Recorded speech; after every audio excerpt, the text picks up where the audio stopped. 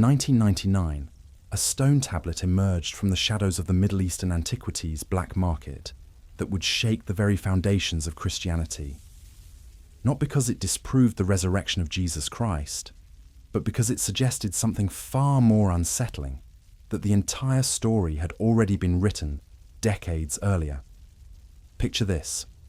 You're browsing through an ancient manuscript, and you discover that Shakespeare's Hamlet was actually plagiarized from an unknown playwright who lived 50 years before the bard was even born.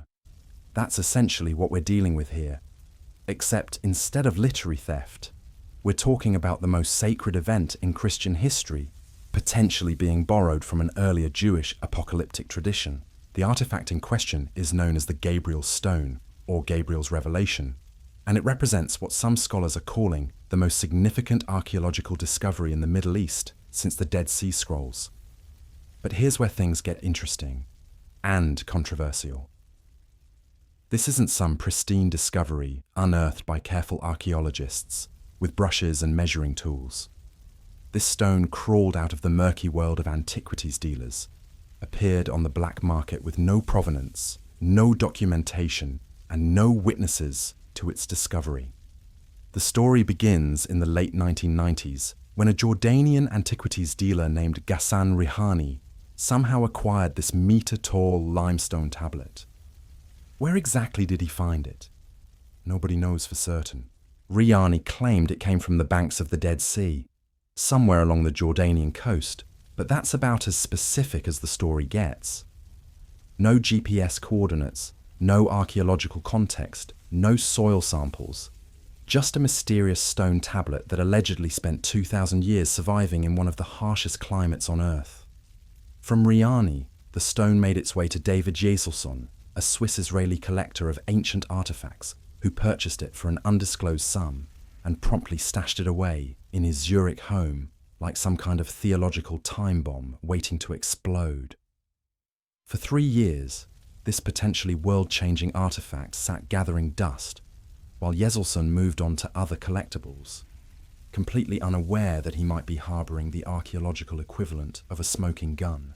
The breakthrough came when Jeselson invited Ada Yardeni, an Israeli paleographer and expert in ancient Hebrew scripts, to examine some pottery fragments in his collection. But when Yardeni walked into his home, her attention was immediately drawn to something else entirely. This massive stone tablet covered in 87 lines of ancient Hebrew text, written not with a chisel or stylus, as was typical for stone inscriptions, but with pen and ink. Think about that for a moment. Writing with ink on stone was virtually unheard of in the ancient world. Pottery shards with ink, absolutely. That was the ancient equivalent of sticky notes and text messages. But stone tablets were meant to be permanent, carved with tools that could bite into rock and last for millennia. Writing on stone with ink was like using a crayon to sign a mortgage contract. It just wasn't done, which makes this artifact either incredibly unique or incredibly suspicious depending on your perspective. When Yardeni examined the text more closely, she realized she was looking at what appeared to be a prophetic revelation delivered by the angel Gabriel to an unnamed figure. The language was apocalyptic, filled with references to blood, violence, suffering, and divine intervention. But it was the date that made her heart race. This wasn't some medieval manuscript or Byzantine copy. Based on the paleographic analysis of the Hebrew script, this text appeared to date back to the 1st century BCE, potentially decades before the birth of Jesus of Nazareth. The implications hit like a theological earthquake. Here was an ancient Jewish text, predating Christianity, that seemed to describe many of the same themes, patterns, and even specific details that would later appear in the gospel accounts of Jesus' death and resurrection. It was as if someone had discovered the rough draft of the New Testament, written before the New Testament was supposed to exist. Yuval Goren, a professor of archaeology at Tel Aviv University who specializes in authenticating ancient artifacts, conducted a chemical examination of the stone and found no reason to doubt its authenticity. The limestone was consistent with the geology of the Dead Sea region, and the ink composition matched what would be expected from first-century materials. But authentication in archaeology isn't just about chemistry, it's about context, provenance, and the chain of custody, all of which were completely absent in this case. The stone's journey from an anonymous discovery site to a Swiss living room raised red flags among scholars who had seen too many forgeries emerge from the same shadowy networks. The antiquities black market is a breeding ground for sophisticated fakes, and the absence of controlled excavation data makes any unprovenanced artifact immediately suspect, no matter how convincing it might appear. But assuming for the moment that the Gabriel Stone is authentic, what exactly does it say? The text is fragmentary, with only about 40% of the 87 lines clearly legible. Cracks run diagonally across the tablet, splitting it into 3 pieces, and centuries of weathering have erased crucial words at critical moments. It's like trying to solve a murder mystery when half the pages have been torn out of the case file. What we can read tells the story of a divine revelation delivered by the angel Gabriel to a figure who appears to be some kind of messianic leader. The text speaks of bloodshed, of a violent death, of suffering that serves a divine purpose. It references princes and battles, the corruption of leadership, and the promise of divine intervention. But buried within these apocalyptic pronouncements is a phrase that has sparked one of the most heated debates in biblical archaeology. The controversy centers on line 80 of the inscription, where some scholars claim to read a command from Gabriel that translates roughly as "in 3 days, live," or "by 3 days, rise." If that translation is correct, and that's a massive if, then we're looking at a 1st century BCE Jewish text that describes a messianic figure being commanded by God's angel to rise from the dead after 3 days. 3 days, the same time frame that appears in all 4 gospel accounts of Jesus' resurrection, the same detail that Christians have cited for 2,000 years as evidence of the unique and unprecedented nature of Christ's victory over death. Israel Knoll, a professor of biblical studies at Hebrew University in Jerusalem, was the first scholar to propose this explosive interpretation. In his analysis, he argued that the Gabriel Stone provides evidence of a pre-Christian Jewish tradition in which a messianic figure would die violently and be resurrected after 3 days. According to Knoll, this wasn't just abstract theology, it was connected to specific historical events and real people. The figure Knoll identified as the subject of Gabriel's revelation was Simon of Perea, a Jewish rebel who led an uprising against Roman rule in 4 BCE. Simon was a former slave who had served in the household of King Herod, but when Herod died and political chaos erupted, Simon seized the moment. He placed a crown on his head, declared himself king, and gathered followers from across the region. Simon's rebellion was short-lived but dramatic. He burned down Herod's royal palace in Jericho, plundered what remained, and engaged Roman forces in a series of battles. But like so many other messianic pretenders of the era, Simon's story ended with his violent death. Roman forces under the command of Gratus hunted him down, cornered him in a valley, and decapitated him. That should have been the end of Simon of Perea's story, another failed rebel leader whose body was left to rot as a warning to other would-be messiahs. But according to Knoll's interpretation of the Gabriel Stone, Simon's followers refused to accept that their king was simply dead. Instead, they transformed his execution into a theological victory, claiming that his death was part of a divine plan, and that Gabriel himself had commanded Simon to rise from the dead within 3 days. Whether Simon actually rose from the dead is beside the point. What matters is that his followers apparently believed it would happen, and they had scriptural justification for that belief in the form of the Gabriel Stone. They had turned military defeat into messianic hope, transforming a humiliating execution into a prophetic fulfillment. If Knoll's interpretation is correct, then the central miracle of Christianity, the death and 3-day resurrection of the Messiah, was not a unique divine intervention, but a recycled theological concept that had already been tested in the crucible of first-century Jewish apocalyptic movements. But here's where the story becomes even more intriguing. Knoll's initial translation and interpretation faced immediate pushback from other scholars who examined the same text and came to very different conclusions. The Hebrew letters were ambiguous, the ink had faded in crucial spots, and the context was fragmentary. What Knoll read as live or rise, others interpreted as sign or signal. The debate over a single word might seem academic, but the implications are staggering. If the Gabriel Stone really does contain a command for a messianic figure to rise from the dead after 3 days, then it represents the earliest known example of this specific resurrection narrative in Jewish literature. It would mean that when the Gospel writers describe Jesus rising on the 3rd day, they weren't recording an unprecedented miracle, but rather fitting their story into an existing theological framework. This possibility raises uncomfortable questions about the originality of Christian theology and the uniqueness of Jesus' resurrection. Were early Christians telling the truth about the resurrection, or were they master storytellers who understood how to repurpose existing narratives for maximum impact? Because if Knoll's reading is accurate, then we're not just talking about theological borrowing. We're talking about one of the most successful acts of intellectual appropriation in human history. The early Christian movement faced a massive public relations problem. Their leader had been executed in the most humiliating way possible under Roman law. Crucifixion wasn't just a method of execution, it was a deliberate spectacle of shame designed to break the spirit of anyone who might consider rebellion. The Romans didn't just kill Jesus, they turned his death into a public advertisement for the futility of challenging imperial authority. And according to Jewish law, things were even worse.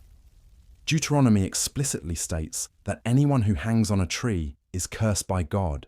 So here were the early followers of Jesus, trying to convince their fellow Jews that a man who died under God's curse was actually the promised Messiah. It was like trying to convince people that someone who died of food poisoning was actually a master chef. Paul himself acknowledges this problem in his first letter to the Corinthians, where he admits that preaching a crucified Messiah was a stumbling block to Jews and foolishness to Gentiles. The early church needed a way to transform this theological disaster into a victory, and they needed it fast. Enter the 3-day resurrection narrative. If the Gabriel Stone really does contain a pre-existing Jewish tradition about a messianic figure rising from the dead after 3 days, then the early Christians didn't have to invent this concept from scratch. They just had to apply it to their particular situation. Instead of creating a new mythology, they were plugging Jesus into an existing framework that some Jews already recognized and accepted. This would explain why the Gospel writers are so specific about the 3-day time frame. It's not just that Jesus happened to rise on the 3rd day, it's that the 3rd day carried special significance within Jewish apocalyptic thought. The number 3 appears repeatedly in biblical narratives of divine intervention. Jonah spent 3 days in the belly of the whale. The Israelites traveled for 3 days into the wilderness before encountering God at Mount Sinai. In Jewish numerology, 3 represents divine completion and new beginning.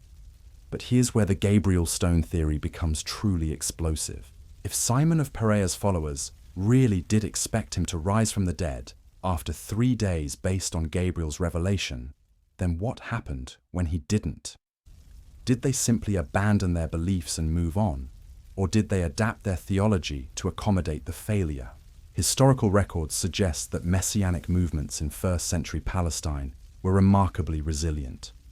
When one messianic figure died, his followers would often reinterpret the death as part of a larger divine plan, or transfer their hopes to a new candidate. The death of the Messiah wasn't necessarily the end of the movement, it was often just the beginning of a more sophisticated theological narrative. Some scholars have suggested that the followers of various failed messiahs, including Simon of Perea, eventually coalesced around the figure of Jesus. They brought with them their existing beliefs about messianic death and resurrection, their apocalyptic expectations, and their interpretive frameworks. Jesus became the beneficiary of decades of theological development and narrative refinement. This would mean that the resurrection story wasn't a spontaneous response to Jesus' death, but rather the culmination of a long process of mythological evolution. The early Christians weren't creating something new. They were perfecting something that had been tested and refined through multiple iterations. Consider the historical context. The first century BCE and CE was a period of intense messianic activity in Palestine. Josephus records numerous figures who claimed to be the promised king or prophet, each gathering followers and challenging Roman authority. Most of these movements ended the same way, with their leaders executed and their followers scattered. But the ideas didn't die with the individuals. The Gabriel Stone represents a crucial link in this chain of messianic evolution. It shows us that at least some Jewish groups had developed sophisticated theological responses to messianic failure. Instead of abandoning their hopes when their leader died, they transformed death into victory through the promise of resurrection. They turned military defeat into divine mystery. If this interpretation is correct, then the early Christian claim that Jesus rose from the dead wasn't an unprecedented miracle, but rather the successful implementation of an existing strategy for dealing with messianic disappointment. The difference was that this time, the followers managed to convince enough people that the resurrection had actually occurred. But there's another layer to consider. What if the early Christians didn't just borrow the three-day resurrection narrative? What if they actively suppressed knowledge of its earlier applications? Think about it from their perspective. If they wanted to establish Jesus as the unique Son of God, they couldn't afford to have people remembering other messianic figures who had been promised similar resurrections. The systematic erasure of competing messianic narratives would have been essential to Christian success. Every reference to Simon of Perea's promised resurrection, every mention of Gabriel's revelation to earlier messiahs, every trace of the theological framework that predated Jesus, all of it would have had to be minimized, reinterpreted, or forgotten entirely. This is where the absence of historical records becomes suspicious. We have detailed accounts of Simon of Perea's rebellion and death from Josephus, but virtually no information about what his followers believed would happen afterward. We know about other messianic movements of the period, but their theological innovations have been largely lost to history. It's as if someone went through the historical record and carefully removed any evidence that might compromise the uniqueness of Christian claims. The Gabriel Stone survived this purge only because it was buried, hidden, forgotten for 2,000 years until it emerged from the antiquities black market with no clear provenance. It's like discovering a rough draft that was supposed to have been destroyed long ago. And this brings us to the most unsettling possibility of all.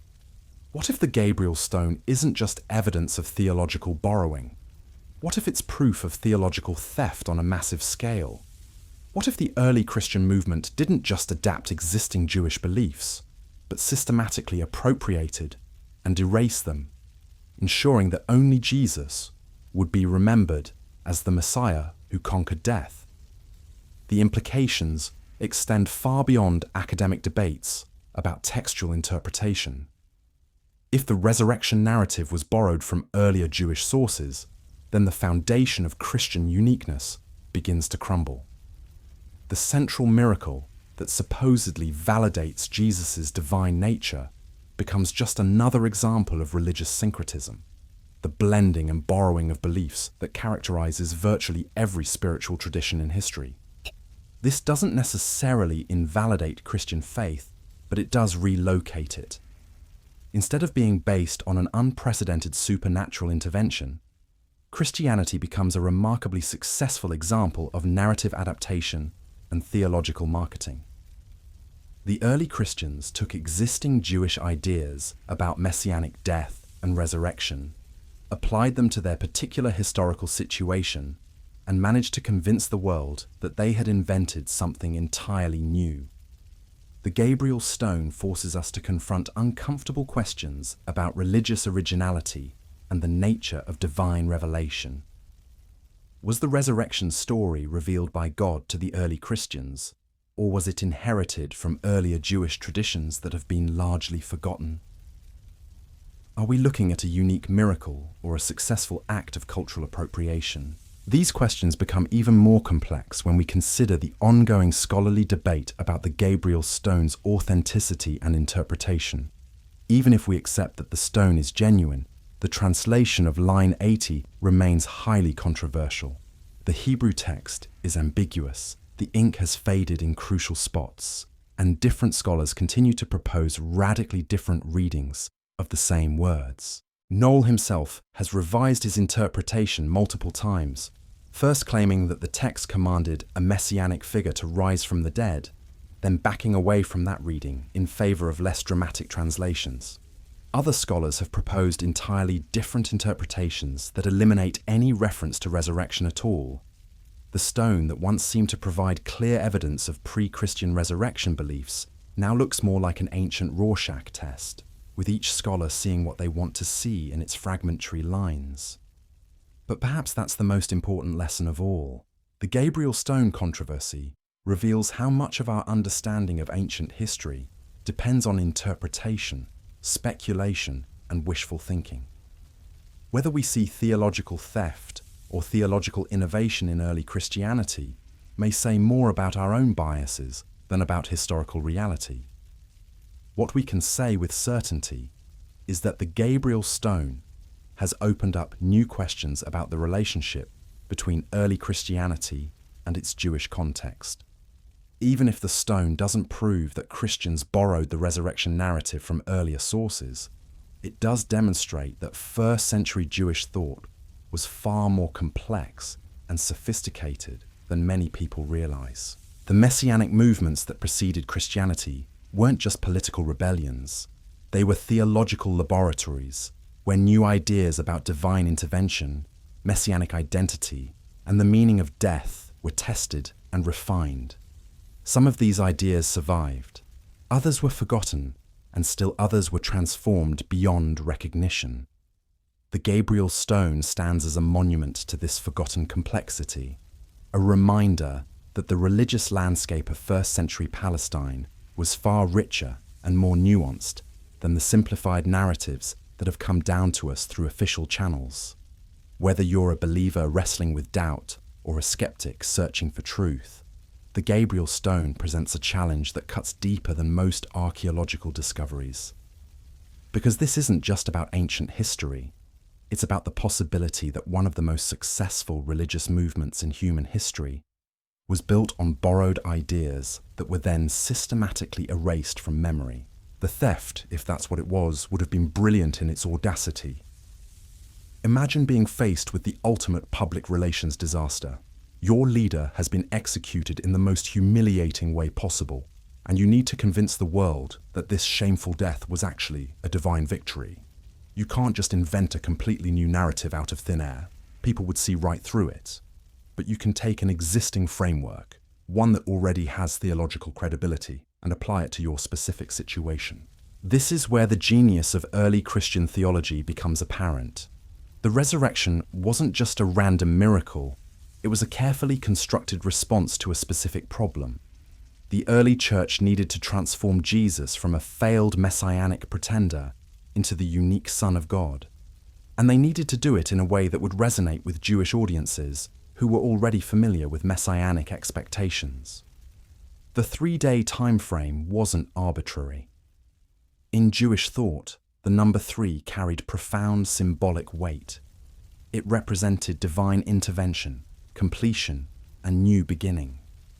When Hosea prophesied that God would revive his people after 2 days and on the 3rd day, he was tapping into a deep theological tradition that associated the 3rd day with divine rescue and restoration. But here's what makes the Gabriel Stone so potentially devastating to traditional Christian claims. It suggests that this 3-day resurrection pattern wasn't just a vague prophetic metaphor. It was a specific expectation that had already been applied to actual messianic figures. Simon of Perea wasn't just a political rebel who got killed by the Romans. According to the Gabriel Stone, he was the subject of a divine revelation that promised his resurrection after 3 days. Think about the implications. When the Gospel writers described Jesus rising on the 3rd day, they weren't recording an unprecedented miracle. They were following a script that had already been written, tested, and refined through earlier messianic movements. The resurrection narrative wasn't divinely revealed, it was plagiarized. And this brings us to one of the most unsettling aspects of the Gabriel Stone controversy: the possibility that we're looking at just the tip of the iceberg. If one pre-Christian resurrection text survived in the archaeological record, how many others were lost, destroyed, or deliberately suppressed? How many other messianic movements developed similar theological responses to the death of their leaders? The systematic erasure of competing narratives would have been essential to Christian success. Every trace of earlier resurrection beliefs, every reference to previous messiahs who were promised divine vindication, every theological framework that predated Jesus, all of it would have had to be minimized, reinterpreted, or forgotten entirely. The early church couldn't afford to have people remembering that the resurrection story had been used before. This process of theological appropriation and historical suppression would have required remarkable coordination and persistence. It wasn't enough to simply tell a better story. The early Christians had to ensure that alternative versions of that story disappeared from collective memory. They had to win not just the battle for hearts and minds, but the war for historical narrative itself. The success of this campaign is evident in how little we know about the theological innovations of other first-century messianic movements. Josephus provides detailed accounts of their political activities and military defeats, but their religious beliefs have largely vanished from the historical record. We know that these movements existed, we know that they claimed divine authority, and we know that they developed sophisticated responses to persecution and defeat. But the specific content of their beliefs has been lost, leaving only fragments like the Gabriel Stone to hint at what might have been. Consider the broader historical context. The 1st century was an era of intense religious creativity and competition in Palestine. Roman occupation had created a crisis of faith that demanded new theological solutions. Traditional Jewish institutions were compromised, ancient prophecies seemed unfulfilled, and foreign rulers controlled the holy city. In this environment, messianic movements proliferated, each offering its own interpretation of divine will and promising its own version of salvation. These weren't just political rebellions disguised as religious movements. They were genuine attempts to understand God's plan in the face of apparent abandonment. When their leaders were killed, their followers faced the same theological crisis that would later confront the early Christians. How do you maintain faith in divine promises when those promises seem to have failed? The Gabriel Stone suggests that at least some of these movements developed sophisticated answers to this question. Instead of interpreting the death of their Messiah as evidence of divine rejection, they reframed it as part of a larger divine plan. Death became a temporary setback, a necessary prelude to vindication and resurrection. Military defeat was transformed into theological victory through the promise of supernatural intervention. This pattern of death and promised resurrection may have been tested and refined multiple times before the early Christians applied it to Jesus. Each failed Messiah, whose followers claimed he would rise again, contributed to the development of a theological framework that would eventually find its perfect expression in the gospel narratives. The early Christians weren't just borrowing isolated ideas. They were inheriting an entire tradition of messianic interpretation that had been shaped by decades of experimentation and adaptation. They took the best elements from previous movements, combined them with their own innovations, and created a synthesis that proved more compelling and enduring than any of its predecessors. But this raises uncomfortable questions about the nature of religious truth and divine revelation. If the resurrection narrative was borrowed from earlier sources, what does that say about its validity? Does it matter whether the three-day pattern was originally revealed to Simon of Pariah's followers or to the disciples of Jesus? Is a recycled miracle any less miraculous than an original one? These questions become even more complex when we consider the role of faith in shaping historical interpretation. Believers might argue that God was gradually preparing humanity for the ultimate revelation in Jesus, using earlier messianic movements as stepping stones, stones toward the final truth. The Gabriel Stone, from this perspective, wouldn't undermine Christian claims, but rather demonstrate God's patient work throughout history. Skeptics, on the other hand, might see the stone as evidence that religious narratives evolve through natural processes of cultural transmission and adaptation.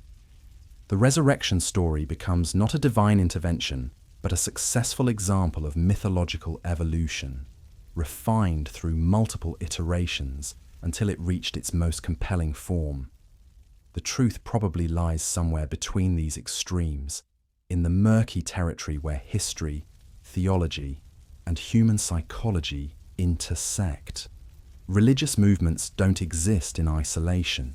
They borrow, adapt, and compete with one another in complex webs of influence and reaction. The early Christians were products of their time and culture, shaped by the same forces that influenced other messianic movements of the era. What made them successful wasn't necessarily the originality of their ideas, but their ability to synthesize existing concepts into a coherent and compelling narrative. They took the best elements from Jewish apocalypticism, Hellenistic mystery religions, and Roman political propaganda, combining them into something that could appeal to diverse audiences across the Mediterranean world. The Gabriel Stone forces us to confront the possibility that this synthesis was more deliberate and calculated than traditional Christian accounts suggest. Instead of a spontaneous response to an unprecedented miracle, the resurrection narrative begins to look like a carefully crafted theological strategy designed to transform defeat into victory and shame into glory. This doesn't necessarily invalidate Christian faith, but it does relocate it within the broader context of human religious creativity. The early Christians become not passive recipients of divine revelation, but active participants in the ongoing human quest to find meaning in suffering and hope in the face of apparent defeat. The stone also highlights the fragility of historical memory and the power of successful narratives to reshape our understanding of the past. If Knoll's interpretation is correct, then one of the most important theological concepts in human history was borrowed from a source that has been almost completely forgotten. The original has been erased, while the copy has become the foundation of a global religious tradition. This pattern of appropriation and erasure may be more common than we realize. How many other religious innovations have been attributed to the wrong sources? How many foundational narratives are actually adaptations of earlier stories that have been lost to history? The Gabriel Stone suggests that our understanding of religious origins may be far more incomplete and distorted than we imagine. The controversy surrounding the stone's interpretation also reveals the ongoing tension between faith and scholarship in biblical studies. Even academic analysis of ancient texts is inevitably influenced by theological commitments and cultural assumptions. Scholars who want to preserve traditional Christian claims will read the evidence differently than those who are looking for proof of religious borrowing. This interpretive flexibility means that the Gabriel Stone is unlikely to settle the debate about Christian origins once and for all. Like most archaeological discoveries, it raises more questions than it answers, providing new data that can be fitted into multiple competing narratives. The stone becomes not a smoking gun, but a Rorschach test, with each interpreter seeing what they expect to find. Yet even if we can't definitively prove that early Christians borrowed the resurrection narrative from earlier sources, the Gabriel Stone has already accomplished something significant. It has forced us to take seriously the possibility that Christian origins are more complex and derivative than traditional accounts suggest. It has reminded us that the religious landscape of first-century Palestine was far richer and more innovative than most people realize. The stone stands as a monument to the forgotten creativity of Jewish apocalyptic movements, a reminder that the ideas we associate with Christianity may have deeper and more diverse roots than we previously understood. Whether or not Simon of Perea was promised resurrection after 3 days, his movement and others like it were clearly grappling with profound theological questions about the meaning of messianic failure and the possibility of divine vindication. These movements deserve to be remembered not just as political rebellions that were crushed by Roman power, but as genuine attempts to understand God's will in the face of apparent abandonment. Their theological innovations may have been overshadowed by Christian success, but they remain part of the complex religious heritage that shaped the ancient world. The Gabriel Stone forces us to see early Christianity not as a unique divine intervention, but as one thread in a larger tapestry of religious creativity and competition. This perspective doesn't diminish the historical significance of the Christian movement, but it does place it within a more nuanced understanding of how religious traditions develop and spread. In the end, the most important lesson of the Gabriel Stone may not be about the specific origins of the resurrection narrative, but about the power of ideas to transcend their original contexts and take on new life in unexpected places. Whether the 3-day pattern was first applied to Simon of Perea or Jesus of Nazareth, it has clearly resonated with human hopes and fears across centuries and cultures. The stone reminds us that religious truth is often less about historical accuracy than about the ability of certain narratives to speak to fundamental human experiences of suffering, loss, and the search for meaning.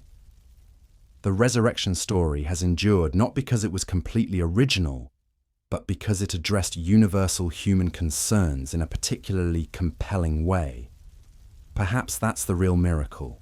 Not that someone rose from the dead after 3 days, but that this pattern of death and resurrection has continued to offer hope and meaning to billions of people across 2 millennia. The Gabriel Stone doesn't destroy that miracle, but it does relocate it from the realm of supernatural intervention to the domain of human creativity and resilience. And maybe that's enough. Maybe the power of religious narratives lies not in their historical uniqueness, but in their ability to transform human experience and inspire people to transcend the limitations of their circumstances. The early Christians may have borrowed their central story from earlier sources, but they used it to create something that has outlasted empires and continues to shape human civilization today. The Gabriel Stone stands as a testament to both the fragility and the durability of religious memory. It survived 2,000 years of burial and neglect to emerge in our time as a challenge to accepted wisdom and a reminder of forgotten complexity. Whether it ultimately validates or undermines traditional Christian claims, it has already succeeded in forcing us to think more deeply about the nature of religious truth and the complex processes by which sacred narratives develop and spread. In a world where religious conflicts often turn on competing claims about historical authenticity and divine authority, the Gabriel Stone offers a different perspective. It suggests that the most important questions may not be about what actually happened in the past, but about how we choose to interpret and apply ancient wisdom in our own time. The stone becomes not just an archaeological artifact, but a mirror, reflecting our own assumptions and biases back to us and challenging us to think more carefully about the relationship between faith and history. And perhaps that's the most valuable gift any ancient text can offer. Not definitive answers about the past, but better questions about the present and future. The Gabriel Stone may never resolve the debate about Christian origins, but it has already enriched our understanding of the complex religious world from which Christianity emerged. And in doing so, it has reminded us that the search for truth is often more important than the certainty of finding it. The controversy surrounding the Gabriel Stone's translation has divided biblical scholars into warring camps, each armed with their own interpretation of the fragmentary Hebrew text. But beneath these academic debates lies a more fundamental question that cuts to the heart of Christian identity. What happens when the central miracle of your faith turns out to be a theological hand-me-down? Israel Noel's initial reading of line 80 as, "In 3 days live, I Gabriel command you," sent shockwaves through the scholarly community precisely because it implied something that most Christians had never considered possible, that their Saviour's resurrection followed a script that had already been written and performed by someone else decades earlier. But Noel's interpretation didn't emerge in a vacuum. It was part of a broader scholarly recognition that first-century Palestine was experiencing an explosion of messianic creativity unlike anything seen before or since in Jewish history. The Roman occupation had created a perfect storm of political oppression, religious crisis, and apocalyptic expectation that gave birth to dozens of messianic movements, each with its own charismatic leader, devoted followers, and distinctive theology. These weren't just angry peasants with pitchforks rebelling against Roman taxation. They were sophisticated religious movements led by figures who claimed divine authority and developed complex theological systems to explain their role in God's plan for Israel. When these leaders were inevitably captured and executed by Roman authorities, their followers faced a devastating crisis of faith that demanded innovative theological solutions. The pattern was depressingly consistent across multiple movements. A charismatic leader would emerge, claiming to be the promised Messiah, or at least a divinely appointed prophet. He would gather followers, perform signs and wonders, challenge the established religious authorities, and eventually come into conflict with Roman power. The result was always the same: arrest, trial, and execution, usually by crucifixion. But here's what made these movements so resilient. They had developed theological frameworks that could transform defeat into victory, death into triumph, and shame into glory. The execution of their leader wasn't the end of the movement. It was often just the beginning of a more sophisticated phase of religious development. The Gabriel Stone provides a window into this process of theological transformation.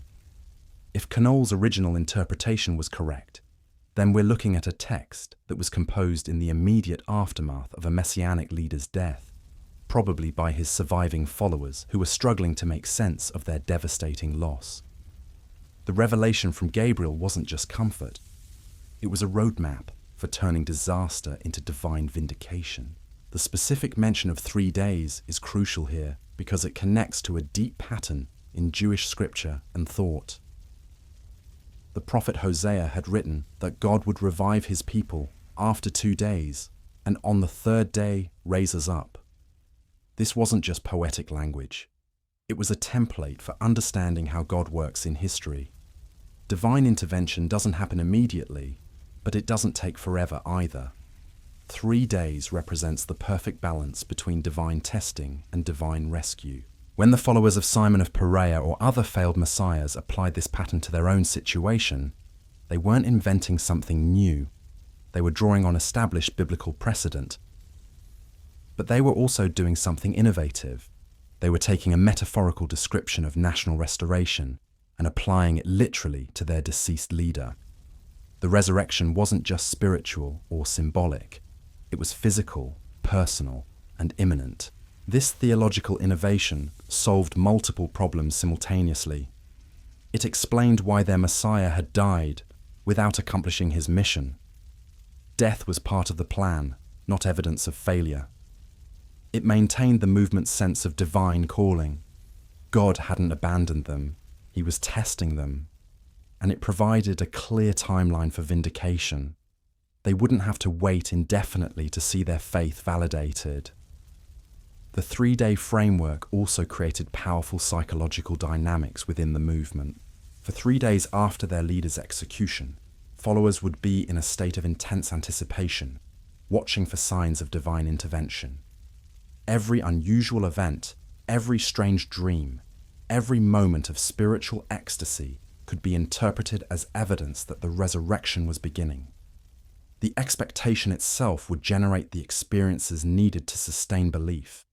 But what happened when the 3rd day passed without the promised resurrection? This is where the theological framework revealed its true sophistication. Instead of abandoning their beliefs, followers could reinterpret the timeline, spiritualize the resurrection, or transfer their expectations to a future fulfillment. The framework was flexible enough to survive empirical disconfirmation. Some movements probably dissolved when their resurrection prophecies failed to materialize. But others adapted, evolved, and survived. Their theological innovations didn't die with their original applications. They became part of the broader reservoir of messianic thought that shaped Jewish expectations throughout the first century. When Jesus of Nazareth began his ministry several decades later, he wasn't operating in a theological vacuum. He was entering a landscape that had been shaped by the successes and failures of previous messianic movements. The ideas that his followers would later apply to his death and resurrection weren't revealed to them in a flash of divine inspiration. They were already circulating in various forms throughout Palestinian Jewish communities.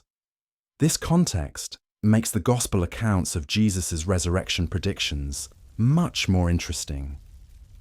When Jesus allegedly told his disciples that he would be killed and rise again on the third day, he wasn't revealing an unprecedented divine plan. He was drawing on an established pattern that some of his audience would have recognized immediately. The disciples' apparent confusion and disbelief in the gospel narratives becomes less convincing when we realize that the three-day resurrection pattern was already part of contemporary Jewish thought. Either the gospel writers were historically accurate and the disciples were remarkably ignorant of their own religious traditions, or the confusion was a literary device designed to emphasize the unprecedented nature of Jesus' resurrection. The strategic value of this literary device becomes clear when we consider the early church's need to differentiate Jesus from other messianic figures. If resurrection after 3 days was an established expectation, then Jesus' followers had to argue not just that he had risen, but that his resurrection was qualitatively different from what had been promised to previous messiahs. This explains the gospel emphasis on the physical nature of Jesus' resurrection. Unlike the spiritual or visionary resurrections that might have been claimed by other movements, Jesus allegedly returned with a tangible body that could be touched, that could eat food, and that bore the marks of crucifixion. The early Christians weren't just claiming that their Messiah had been vindicated, they were claiming that he had achieved what others had only promised. But this emphasis on physical resurrection also created new problems. If Jesus had truly returned in bodily form, why did he disappear again after 40 days? Why didn't he establish the messianic kingdom immediately? Why did his followers have to wait for a future second coming to see their hopes fulfilled? The ascension narrative provided a theological solution to these difficulties, but it also revealed the underlying challenge facing the early church. They needed to maintain the immediate impact of resurrection while explaining its apparently temporary nature. They had to convince people that Jesus' victory over death was both complete and incomplete, both fulfilled and still to come. This theological balancing act required sophisticated rhetorical skills and deep knowledge of Jewish expectations. The early Christians weren't just telling a story. They were engaging in competitive mythology, trying to craft a version of the resurrection narrative that would be more compelling than its predecessors. The success of their efforts is evident in how completely they managed to eclipse earlier applications of the three-day pattern. Modern Christians are largely unaware that resurrection after 3 days was anything other than a unique feature of Jesus' story. The early church's theological appropriation was so complete that it erased its own sources from popular memory. But the Gabriel Stone represents a crack in this historical amnesia. Its emergence forces us to confront the possibility that Christian origins are far more derivative than traditional accounts suggest. The resurrection narrative begins to look less like divine revelation and more like successful adaptation of existing materials. This realization doesn't necessarily invalidate Christian faith, but it does relocate it within the broader context of human religious creativity. The early Christians become not passive recipients of unprecedented divine intervention, but active participants in an ongoing theological conversation that had been developing for decades before Jesus' birth. The implications extend beyond questions of historical accuracy to fundamental issues of religious authority and uniqueness. If Christianity's central miracle was borrowed from earlier sources, what does that say about the basis for Christian claims to exclusive truth? Can a recycled resurrection still serve as evidence of divine validation? These questions become even more complex when we consider the role of historical memory in shaping religious identity. Communities define themselves not just through their present beliefs and practices, but through their understanding of their origins and development. When those origin stories are challenged or revealed to be incomplete, the community's sense of identity can be profoundly shaken. The Gabriel Stone controversy has the potential to trigger exactly this kind of identity crisis within Christianity. If the resurrection narrative was indeed borrowed from earlier Jewish sources, then the foundation story that has sustained Christian faith for 2,000 years millennia may need to be fundamentally reconsidered. But there's another way to interpret this challenge. Instead of seeing the Gabriel Stone as a threat to Christian uniqueness, it could be understood as evidence of Christianity's deep-rootedness in Jewish thought and tradition. The early Christians weren't cultural revolutionaries trying to overturn existing religious frameworks. They were Jewish reformers working within established patterns of messianic expectation.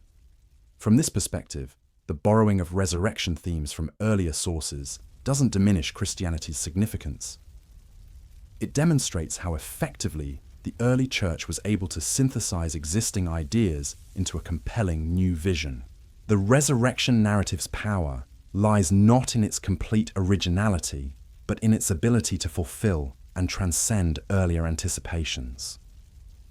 This interpretation aligns with the broader scholarly recognition that Christianity emerged not as a completely new religion, but as a Jewish movement that gradually developed its own distinctive characteristics.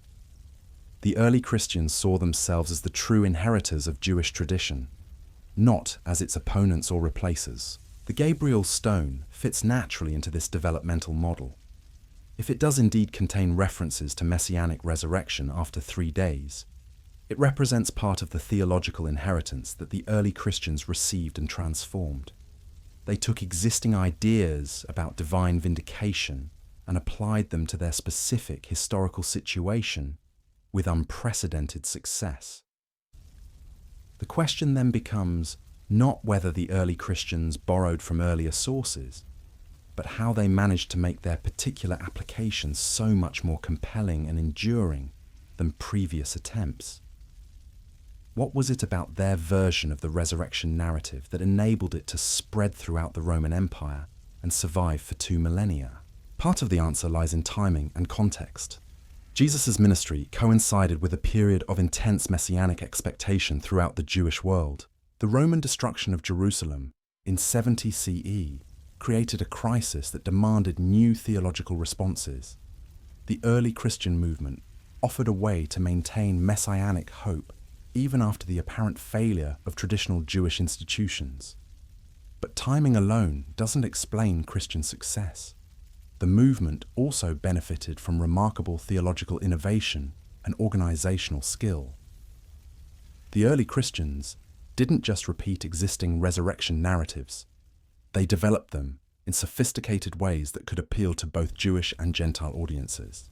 The Apostle Paul's letters reveal a brilliant theological mind grappling with the implications of resurrection belief for diverse communities throughout the Mediterranean world.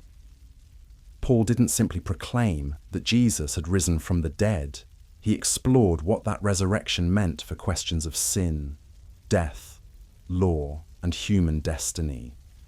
He transformed a specific historical claim into a comprehensive worldview. This theological development required intimate knowledge of existing Jewish thought, combined with innovative application to new situations. Paul and other early Christian thinkers weren't just preserving tradition. They were actively creating it through their interpretive work. The Gabriel Stone reminds us that this creative process didn't happen in isolation. The early Christians were part of a broader Jewish conversation about messianic expectations, divine intervention, and the meaning of suffering. Their contributions to this conversation were remarkable, not because they were completely original, but because they were so effectively developed and communicated. Understanding this context doesn't diminish the historical significance of Christianity. It helps explain why the movement was able to succeed where so many others failed. The early Christians weren't just lucky recipients of divine favor. They were skilled theologians and communicators who understood how to build on existing foundations while creating something genuinely new. The controversy surrounding the Gabriel Stone ultimately reflects deeper tensions about the relationship between faith and history in modern Christianity.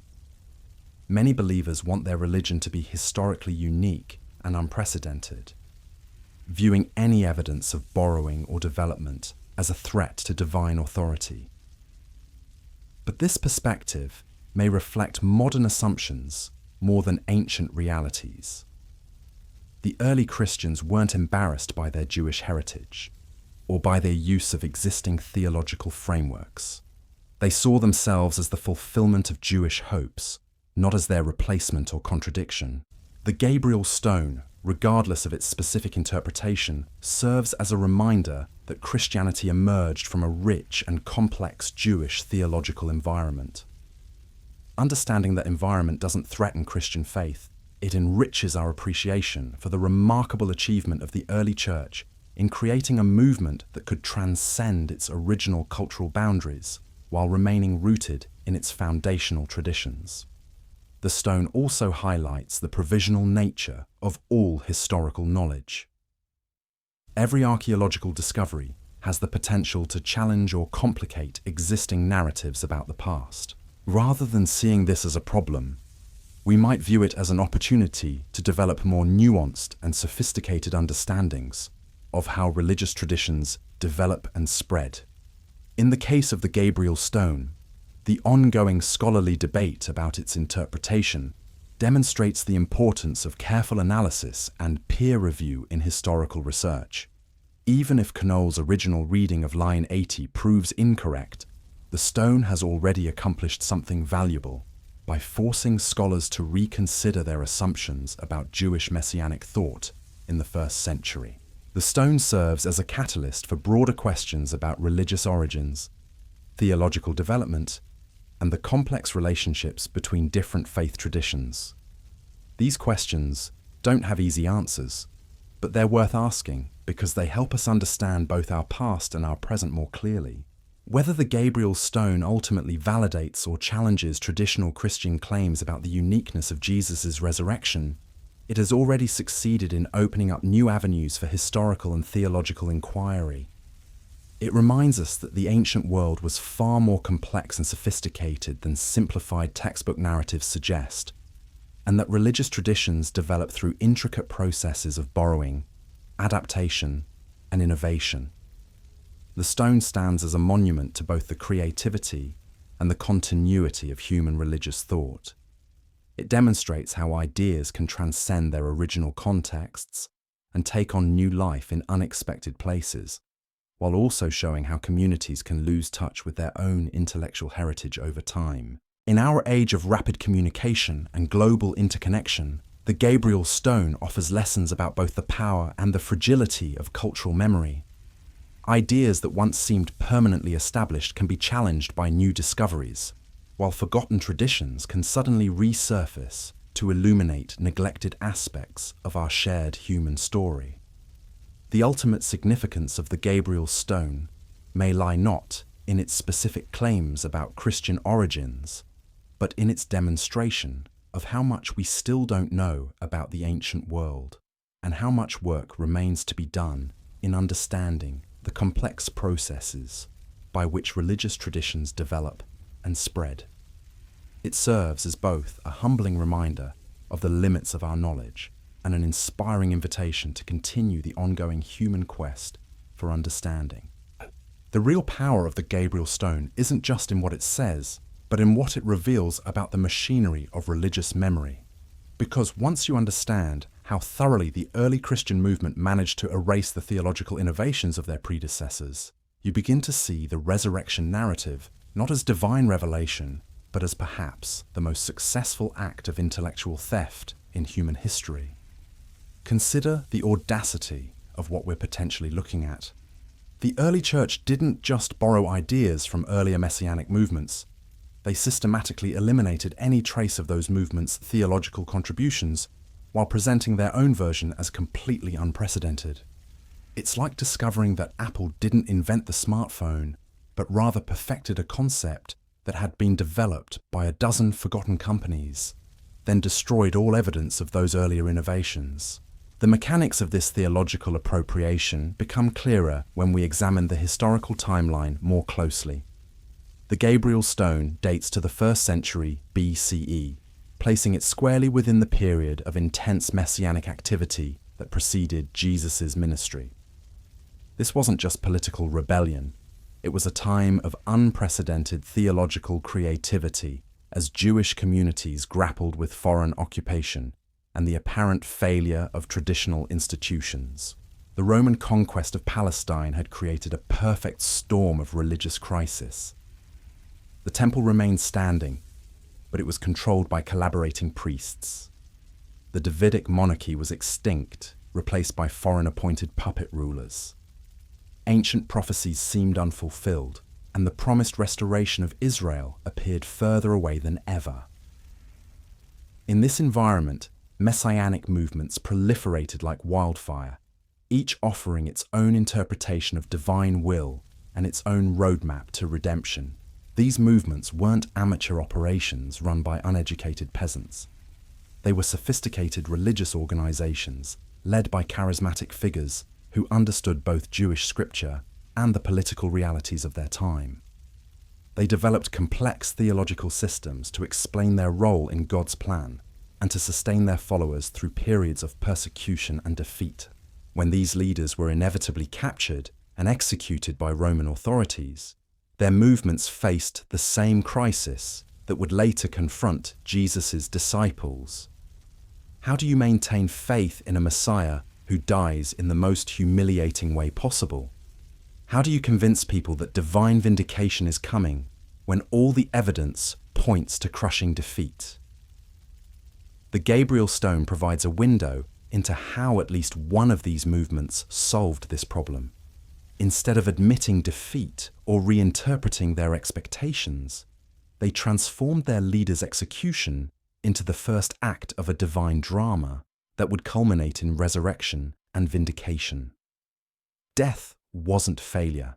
It was the necessary prelude to triumph. This theological innovation was brilliant in its simplicity and devastating in its implications.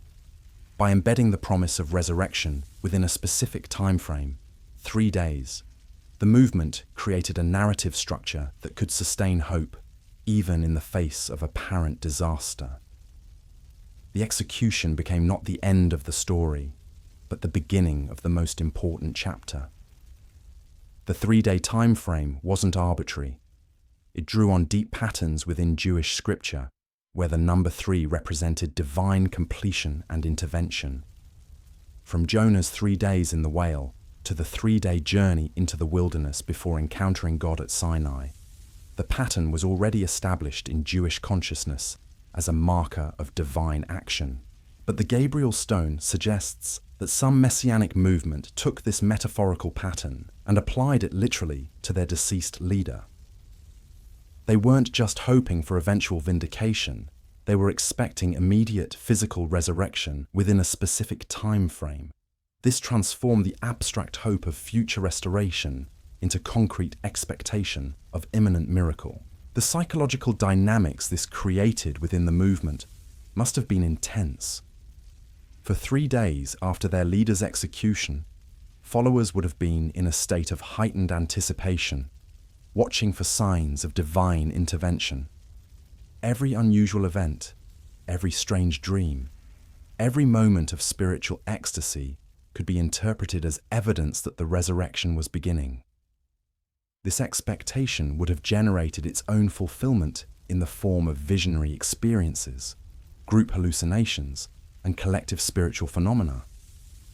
The believers weren't just waiting passively for a miracle, they were actively creating the psychological conditions that would make miracle claims believable and sustainable. When Jesus of Nazareth began his ministry decades later, he entered a religious landscape that had been shaped by these earlier experiments in resurrection theology. The ideas his followers would later apply to his death weren't revealed to them in moments of divine inspiration. They were already circulating in various forms throughout Palestinian Jewish communities. This context makes the gospel accounts of Jesus' death and resurrection much more interesting from a historical perspective. The specific details, the timing, the theological interpretation, even the disciples' initial disbelief, all make perfect sense when understood as adaptations of existing narrative frameworks, rather than responses to unprecedented events. The early Christians weren't just telling their story, they were competing with other versions of essentially the same story that had been tested and refined through multiple earlier applications. Their challenge wasn't to invent a new mythology, but to craft a version of existing mythology that would be more compelling than its predecessors. This explains the gospel emphasis on physical resurrection rather than spiritual vindication. If other movements had already claimed that their leaders would rise from the dead, then Jesus' followers needed to argue that his resurrection was qualitatively different, more tangible, more verifiable, more complete than what had been promised by earlier messiahs. The strategic brilliance of this approach becomes clear when we consider how effectively it has worked. Modern Christians are largely unaware that resurrection after 3 days was anything other than a unique feature of Jesus' story. The early church's appropriation was so complete that it erased its own sources from historical memory. But this erasure wasn't accidental, it was systematic and deliberate. The early Christian movement couldn't afford to have people remembering that the resurrection narrative had been used before. Every reference to earlier applications, every mention of previous messiahs who had been promised similar vindication, every trace of the theological framework that predated Jesus had to be minimized, reinterpreted, or eliminated entirely. The process would have required remarkable coordination and persistence. It wasn't enough to simply tell a better story. The early Christians had to ensure that competing versions of that story disappeared from collective memory. They had to win not just the battle for hearts and minds, but the war for historical narrative itself. The success of this campaign is evident in how little we know about the specific theological beliefs of other first-century messianic movements. Josephus provides detailed accounts of their political activities and military defeats, but their religious innovations have largely vanished from the historical record. We know these movements existed, we know they claimed divine authority, and we know they developed sophisticated responses to persecution and defeat. But the content of their beliefs has been systematically erased. The Gabriel Stone survived this purge only because it was buried, hidden, forgotten for 2,000 years, until it emerged from the antiquities market with no clear provenance. It's like discovering the rough draft of a masterpiece that was supposed to have been destroyed centuries ago. And this brings us to perhaps the most unsettling implication of the Gabriel Stone controversy. If the early Christians really did systematically appropriate and erase earlier resurrection narratives, then we're not just looking at theological borrowing, we're looking at intellectual theft on a massive scale. The foundation of the world's largest religion may have been built on stolen ideas that were then systematically deleted from human memory. The audacity of such an operation would have been breathtaking. Imagine the coordination required to ensure that every copy of earlier resurrection texts was destroyed, that every oral tradition about previous messiahs was forgotten, that every trace of the theological framework that predated Jesus was eliminated from collective consciousness. Yet the early Christian movement had both the motivation and the resources to carry out such a campaign. They were competing in a crowded marketplace of messianic ideas, and their survival depended on establishing Jesus' absolute uniqueness. They couldn't afford to be seen as just another messianic movement recycling old ideas. They had to be the unprecedented intervention of God in human history. The systematic nature of this erasure becomes more apparent when we consider how little survived. The Gabriel Stone is remarkable, not because it's typical of first-century messianic literature, but because it's virtually the only example we have. For a period that saw dozens of messianic movements and intense theological creativity, the archaeological record is suspiciously sparse. This absence of evidence becomes evidence of absence when we realize how much the early Christians stood to gain from eliminating competing narratives. Every text that described earlier applications of resurrection theology, every document that revealed the derivative nature of Christian claims, every artifact that undermined the uniqueness of Jesus' story, all of it had to go. The Gabriel Stone slipped through this net only because of a combination of accident and neglect. It was buried at the right time, in the right place, under the right conditions to survive the systematic destruction that claimed so many other documents from the same period. Its emergence in our time is like finding a single page from a library that was deliberately burned centuries ago. But even this lone survivor has been enough to crack open the historical amnesia that has surrounded Christian origins for 2 millennia. The stone forces us to confront the possibility that one of humanity's most influential religious movements was built on appropriated ideas that were then systematically erased from memory. The implications extend far beyond questions of historical accuracy to fundamental issues about the nature of religious truth and authority. If Christianity's central miracle was indeed borrowed from earlier sources, what does that say about the basis for Christian claims to exclusive divine validation? Can a recycled resurrection still serve as proof of unique divine intervention? These questions become even more complex when we consider the role of faith in interpreting historical evidence. Believers might argue that God was gradually preparing humanity for the ultimate revelation in Jesus, using earlier messianic movements as stepping stones toward the final truth.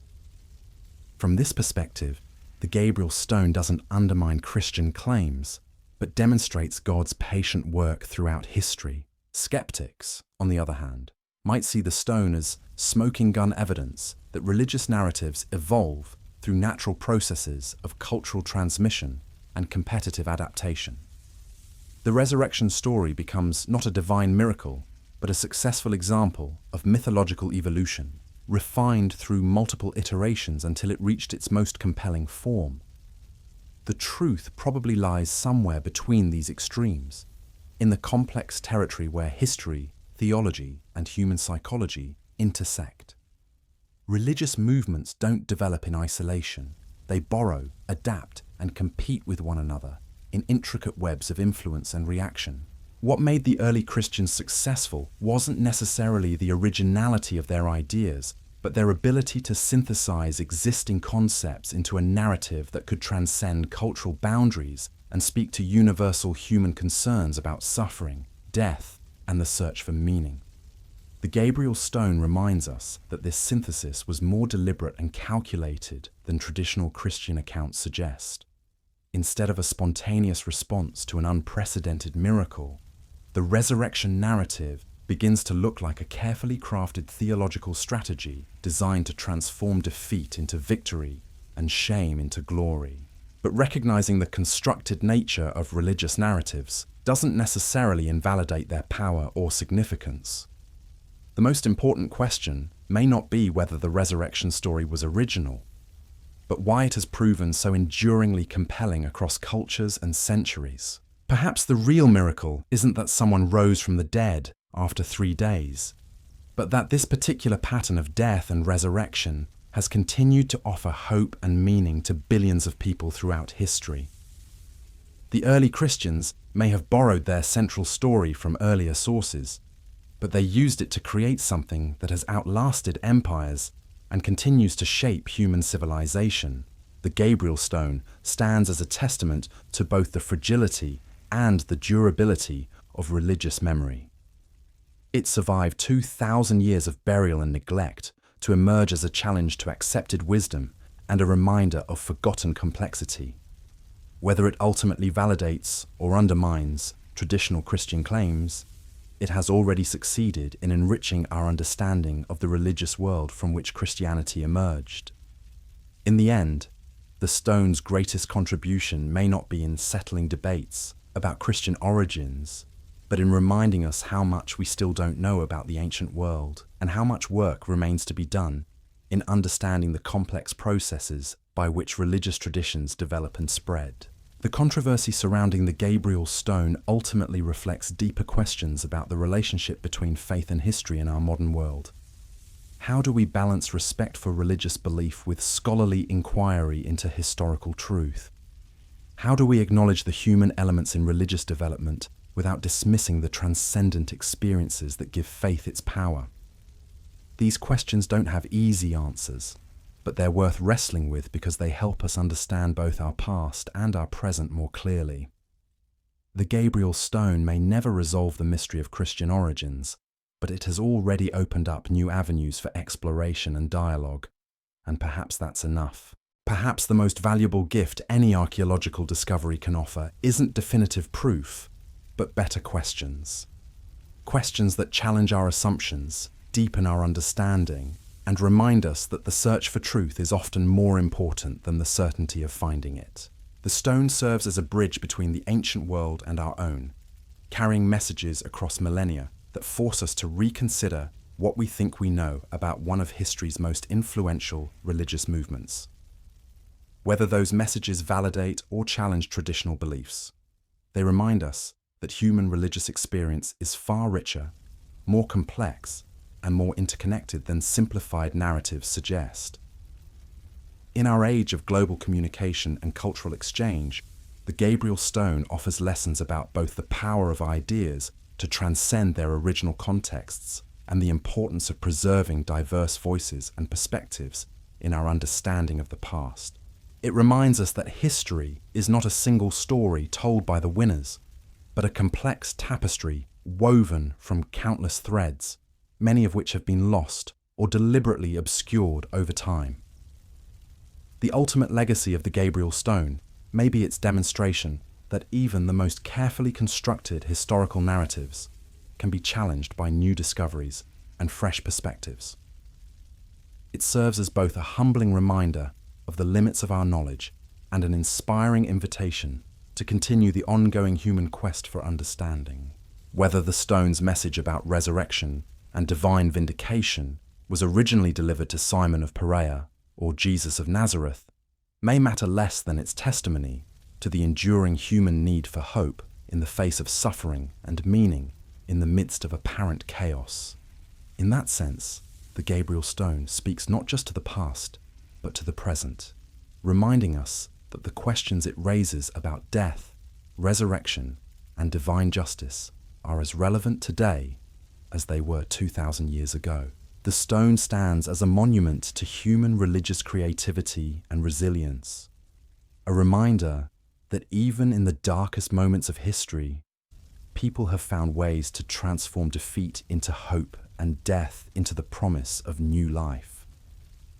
Whether that transformation happens through divine intervention or human imagination may be less important than the fact that it happens at all, continuing to offer comfort and inspiration to those who need it most. And in a world still struggling with questions of meaning, purpose, and transcendence, perhaps that's the most important message the Gabriel Stone has to offer. Not answers about what happened in the past, but encouragement for the ongoing human quest to find light in darkness and hope in the face of despair. The stone's silent testimony echoes across the centuries, reminding us that the human spirit's capacity for resilience and renewal is itself a kind of miracle, one that doesn't require archaeological validation to continue working its transformative power in our own lives and communities. So here we stand, 2,000 years later, staring at a limestone tablet that has crawled out of the darkness to whisper secrets the early church never wanted us to hear. The Gabriel Stone doesn't just challenge Christian history, it exposes the most successful act of theological appropriation in human civilization. What we're looking at isn't the collapse of faith, but the revelation of genius. The early Christians didn't stumble upon divine truth. They perfected an existing formula. They took a broken narrative about a failed Jewish rebel, polished it into the cornerstone of a global religion, and then systematically erased every trace of where they found it. It's intellectual theft so complete, so thorough, that for 2 millennia we believed the copy was the original. The real miracle wasn't that Jesus rose from the dead. The miracle was that the early church managed to convince the world that resurrection after 3 days was their idea, when Jewish apocalyptic movements had been using that exact same script for decades. They didn't just steal the story, they stole the credit, buried the evidence, and rewrote history so completely that even finding a single surviving fragment like the Gabriel Stone feels like discovering a message in a bottle from a civilization we forgot existed. Think about the audacity required to pull this off. Every competing text had to disappear. Every rival messiah had to be forgotten. Every trace of the theological framework that predated Jesus had to be eliminated from collective memory. The early Christians didn't just win the battle for hearts and minds, they won the war for historical narrative itself. And perhaps that's the most unsettling truth the Gabriel Stone reveals. That the foundation of Western civilization may rest on borrowed ideas we've been programmed to forget. That the resurrection wasn't divine intervention, it was recycled hope, tested and refined through the blood of forgotten rebels, until it found its perfect expression in the story of a carpenter from Nazareth. The stone forces us to ask the question that echoes through every shadow of history. When the victors write the story, how much of the truth gets buried with the losers? And when an idea is powerful enough to reshape the world, does it matter who thought of it first?